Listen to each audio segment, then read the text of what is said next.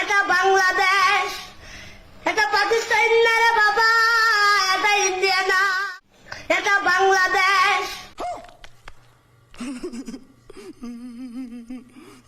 শখ আছে, এখন কানে দুল পড়ছে, হেলমেট কিভাবে পরবো? শোনা গো আমার, বুঝতে হইব। শখের জন্য যদি সরকার আমাদের এতটুকু স্যাক্রিফাইস না করে, তাহলে আমরা তো জনগণ না, আমরাই তো সরকার বানাইছি নাকি?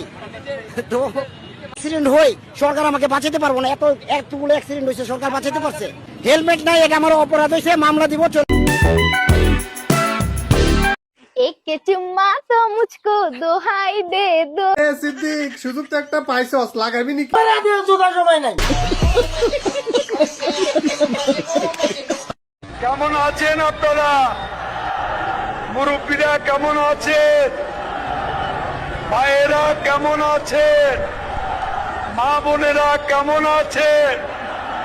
18 বছরের ফার্স্ট টাইম ভোটার তরুণেরা কেমন আছে? ঈদের সময় সবাই বাড়িতে যেতে পেরেছে, ভাড়া বাড়ে নাই।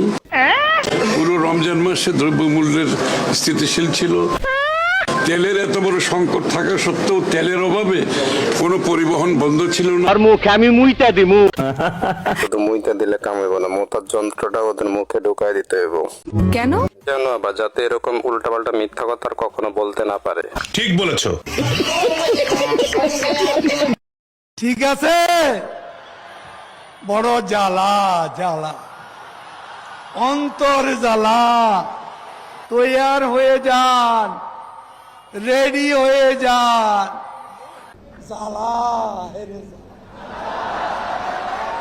অন্তর জ্বালা। আমরা যদি তেল না দেয়, আমরা ইনকামের জন্য বেরোবো কিভাবে?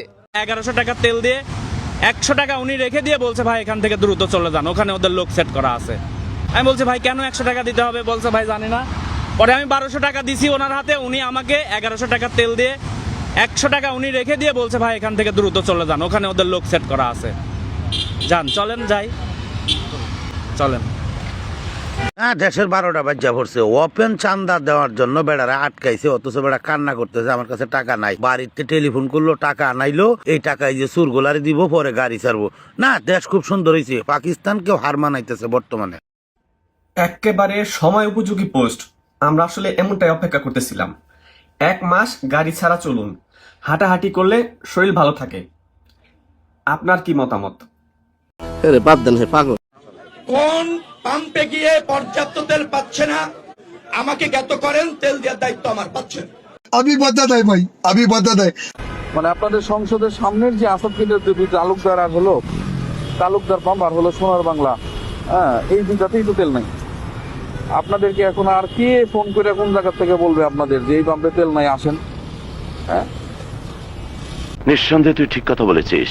আপনি সদরঘাটের খবর নেন, চমৎকার পরিবেশ বজায় আছে। আপনি চিটাগাং রোডে চাপটা একটু বেশি আছে, সারা বাংলাদেশের খবর নেন। আমি গাড়িতে বসে সব জায়গা মনিটরিং করছি এবং দেখছি ঈদ যাত্রায় মানুষ আনন্দিত, এবং আপনাদের সব মেইন স্ট্রিম টেলিভিশনগুলো রিপোর্ট করছে যে কোনো কমপ্লেন নাই, ভাড়া বাড়ছে না, স্বস্তিতে যাচ্ছে। খুব বেশি আপনার যানজট অথবা অব্যবস্থাপনা সড়কে নাই। বিগত কয়েক বছর মধ্যে এবারই আমরা সম্পূর্ণ যানজট মুক্ত একটা ঈদ উপহার দিতে পারলাম দেশের জনগণকে। এটা হলো আমাদেরও জন্য স্বস্তিদায়ক, এবং একটা স্বস্তিদায়ক যাত্রা এবার সম্পন্ন হয়েছে। এখন তো একটু হচ্ছেই, কারণ আগে তো নর্মালি আমরা পাম্পে গেলেই তেল পাইতাম, আর এখন তো আমি গ্রাম থেকে আসছি আজকে, কিন্তু আমি এখনো এই যে ফার্স্ট হচ্ছে তেল নিচ্ছি। আমি বলতে পারতেছি না ফুল নিতে পারবো কিনা। অবশ্যই সংকট, 40 মিনিট ধরে আসলাম, এটা তো সংকটই। আমি চাই আগের মতো যেন হয়ে যায় আর কি, আগের মতো যেন হয়ে যায় সবকিছু। তারা যদি মুখে মুখে বুলি ছাড়ে, তাহলে আমরা কি করতে পারি বলেন? মুখের তেল আর গাড়ির পাম্পের তেল তো এক জিনিস না। যে বাংলাদেশের তেলের কোনো সংকট নেই।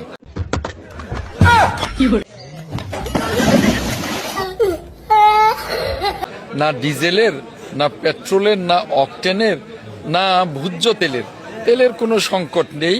বাঙ্গুল্যান্ডের তেল মন্ত্রী টুকু ভাই কইছে কোন গাড়ি কি তেলের অভাবে বন্ধ হয়েছে?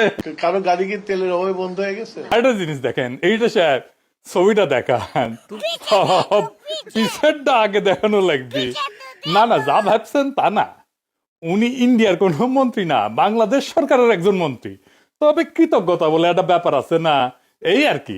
উনি কয়েকদিন আগে ইনকিলাব জিন্দাবাদ আজাদি এই সমস্ত শব্দ নিয়ে ঘোরতর ব্রিটিশদের কথা জানাইছিলেন তিনি। উনি এখন নিজের মন্ত্রণালয়ের অফিসে একদম মাথার উপরে ইন্ডিয়া নিয়ে বসে আছেন, দেখি চাও। আল্লাহর কি কাম। এরপরে দেখা গেল তেলের অভাবে বন্ধ হয়ে গেছে পুলিশের গাড়ি, পুলিশ ঠেলিচ্ছে। বিয়ে করতে যাইতেছে, দেখেন ঠেলিচ্ছে গাড়ি। সরকার বলে তেল আছে, মন্ত্রীরা বলে তেল আছে, সবাই বলতেছে তেল আছে, কিন্তু শুধু পাম্পে আসলেই দেখা যায় তেল নাই। এর জন্য অপেক্ষা করতেছি মূলত। কালকে দুপুরের থেকে আসছি 3 বার, তেল পাই নাই। আর সকাল 5টায় উঠছি ঘুম থেকে, এখানে আসছি 6টায়, এখনো তেল পাই নাই। তুই ধৈর্য ধর। তেল আসবে বললো 10টা 11টার দিকে, সে অবধি অপেক্ষা করা লাগবে। 17 বছরের সংস্কার তোমরা 1 মাসে করেছো সার খার। আগে দেখছিলাম খাম্বা আছে বিদ্যুৎ নাই, এখন দেখছি পাম্প আছে কিন্তু তেল নাই। I have a plan for the people of my country, for my country. আজ এই পরিকল্পনা দেশের মানুষের স্বার্থে, দেশের উন্নয়নের জন্য, দেশের মানুষের ভাগ্যের পরিবর্তনের জন্য। আপনি আমাদের প্রধানমন্ত্রী হিসেবে 11 ঘন্টা অফিস করেন নাকি 8 ঘন্টা অফিস করেন, এটা নিয়ে আমাদের মাথা ব্যথা নাই। আপনি কি ডেলিভার করছেন, এটা নিয়ে আমাদের মাথা ব্যথা। আজকে জ্বালানি তেলের যে সংকট, এটা আপনাদের সিন্ডিকেটের লোকেরা তেল মজুত করে রেখেছে, এই কারণে সংকট। যে জাহাজগুলো আমাদের দেশে এসছে জ্বালানির, এগুলো সব গত সরকার, অন্তর্বর্তী সরকারের আমলের আগের দামে অর্ডার করা জিনিস, সেই জাহাজগুলো এখন আসছে। তাহলে আপনারা দাম বাড়াচ্ছেন কেন? সঠিক বলেছেন। উনি হচ্ছে একজন সেনাবাহিনী, সাদা পাঞ্জাবিওয়ালা। উনি ভিতরে পরিচয় দিচ্ছে উনি সেনাবাহিনী, ওনারা তেল দিতেছে, উনি নিজের হাতে ভরতেছে। উনি নাকি ইউএনও স্যারের সাথে কথা বলছে। ওনারা যদি দিতে পারে তাহলে এই যে বাকি যেগুলো আছে সবগুলো দিতে হবে। দিবেন না কেন বলেন, আপনি তেল দিবেন না কেন? না দেন তো রিজার্ভের নাইকা। হ্যাঁ, উনি নিল কেমনে? আপনি জবাব দেন। আপনি যেটা বলতে সেটা জবাব দেন না। আমার গাড়ি থাকার দরকার নাই তো। শুনেন আমার কথা, শুনেন। তেলে যদি গাড়ি সবাই দেয়, টিউনো স্যারের সাথে কথা কই পরে টিউনো কেটে আবার না যে বেটা মন সে বেটা তেল মাটি আমিও তো নিতে আইছি মিয়া, আমরা তো নিতে আইছি। উনি কই, আপনি বলেন, জবাব দেন আপনি। আমরা তেল নিতে পারবো না কেন? উনি সেনাবাহিনী তাই, আমরা সাধারণ নাগরিক তাই।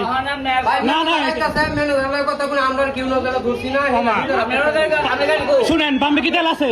পাম্পে তেল আছে। আপনি আমার কথা উত্তর দেন না কেন? আপনি আমার কথা এড়িয়ে যান কেন? আপনি আমার কথা এড়িয়ে যেতেছেন কেন? না